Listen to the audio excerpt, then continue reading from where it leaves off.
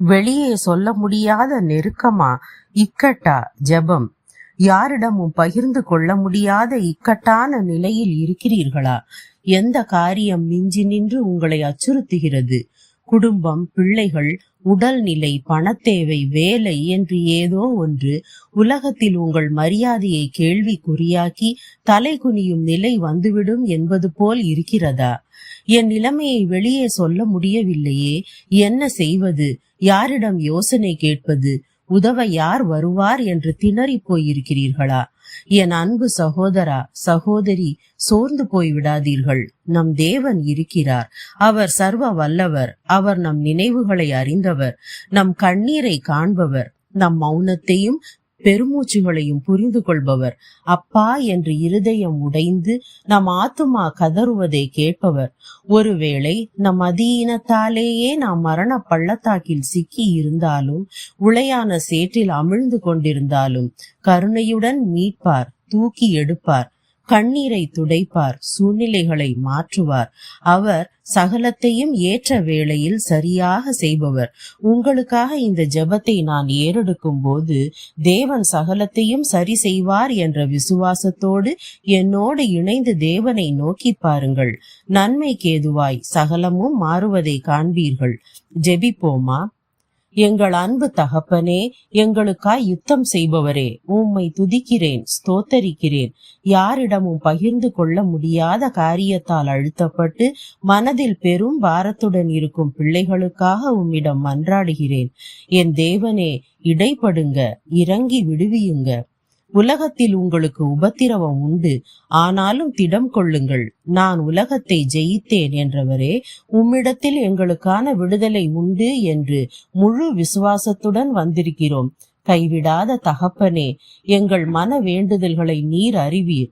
என் தேவனே, இந்த பிள்ளைகள் காண்பதும் கேட்பதும் கலக்கத்தை கொடுக்கலாம். ஆனால் நீர் இவர்களை உம் உள்ளங்கைகளில் ஏந்தி கொண்டிருக்கிறீர். கால்களை தள்ளாட விடமாட்டீர், வழி நடத்துவீர்.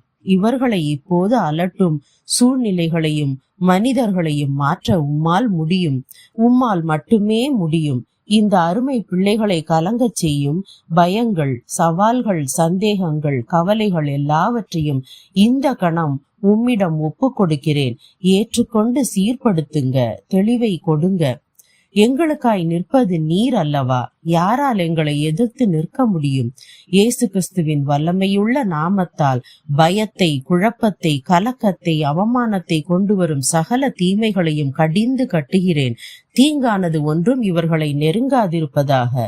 தங்கள் புத்தியீனத்தால், பெருமையால், உலக வழி நடத்துதலால் வெட்கப்பட்டு நிற்கும் பிள்ளைகளை உம் அளவற்ற கிருபையால் தப்புவித்து உம் பரிசுத்த இரத்தத்தால் கழுவி சுத்தப்படுத்துங்க. இனி முதல் இவர்களுடைய சிந்தனை, பேச்சு, செயல் யாவையும் உம்முடைய தெய்வீக ஞானத்தின்படி வழி நடத்தப்படுவதாக. உம்மை பற்றி கொண்டு நடப்போரை நீர் ஒருபோதும் வெட்கப்பட விடுவதில்லையே. இப்போது நீர் தரும் இந்த விடுதலை, இந்த பாதுகாப்பு, இந்த சுகம் எப்போதும் தங்களுடன் இருக்கும்படி தங்கள் நடத்தைகளை உம்மிடம் ஒப்பு கொடுக்க இவர்களை பலப்படுத்துங்க. பாவத்தை வெறுத்து பாவியை மன்னித்து ஏற்றுக்கொள்ளும் தேவனே, அதிக கேடானதொன்றும் வராதபடி இனி பாவம் செய்யாதே என்றவரே, இந்த பிள்ளைகளுடன் கூட இருங்க. உம் அன்புக்கும் கிருபைக்கும் சாட்சியாய் வாழ வழி காட்டுங்க.